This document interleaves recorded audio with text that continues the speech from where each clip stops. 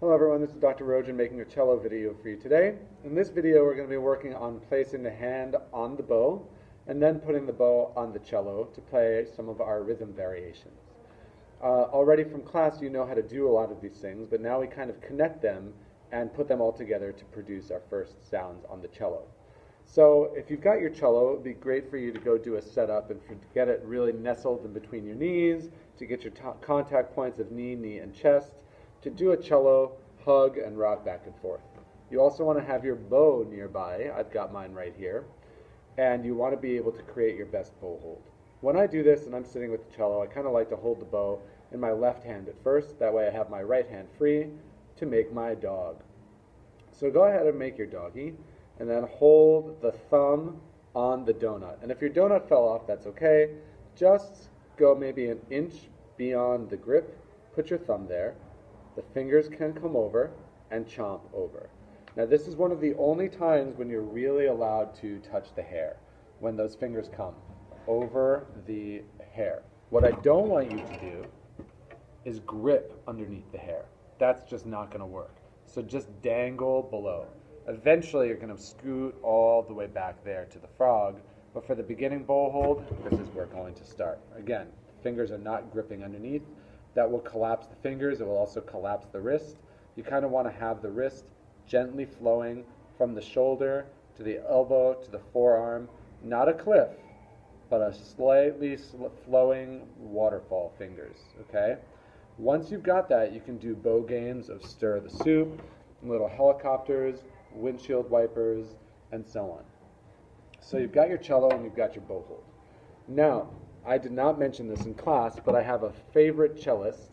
I have a couple favorite cellists, but his name was Pablo Casals. Casals, very famous cellist. Just a beautiful player. You can look him up on YouTube. And I call this the Casals Highway. It's extraordinarily important that we bow at the Casals Highway and that we put the bow right there to produce our best sounds. The highway, though, has a large area that we can divide into lanes. For example, this lane, or this lane, or this lane. I kind of keep the bow right towards the middle, if anything, maybe just above center. So when I have my best bow hold and I put the bow on, let's say, the A string, I've got my waterfall, I've got my front door, back door, windows, doorbell, some space between the fingers, but not too much, and then I apply our Mississippi down up bowing. So just listen to how I work this out. Mississippi down up. You want to try that with me? Set the bow. Notice the shoulder's not high. It's there. The bow is kind of being held up by the hand and the string, and I've got a good amount of weight in the bow. I'm not out here, and I want to keep the bow at a T to the string, not an X, so a T. Here we go. Ready, 2, 3, go. Again, 2, 3, go. We can try that on the D string. What you want to do for that is rock the elbow down a little, and then make sure that you keep your T and the waterfall, front door, back door, windows, doorbell, bow hold. Here I go. 1, 2, D, go. If you find yourself doing that, hitting 2 strings, that's okay. It'll take some practice to balance the bow on 1 string. So here's the A, here's the D. It could be helpful to practice in front of a mirror or to have someone that lives with you take a look at the angle of the bow to make sure that it's a T and not an X. Once you get that, you can apply the bow pattern to the D scale, which means setting up your left hand in the best position. I'll play it for you once, and then if you want to stop the video and try it by yourself, you certainly can. I'm going to start with open D. First finger. 1, 2, 3. 1, 2, 3, 4. A. 1.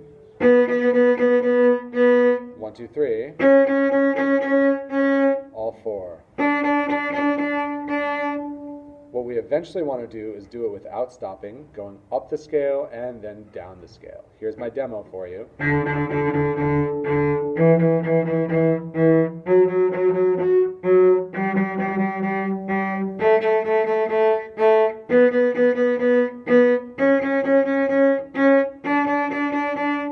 Down the scale.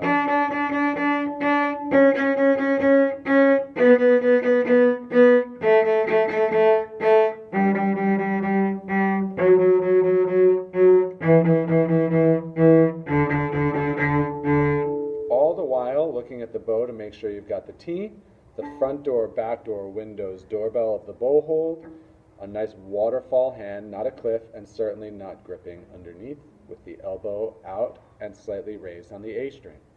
Happy practicing. I hope this video is helpful. I hope you're loving the cello. Work on it every day with your family as often as possible.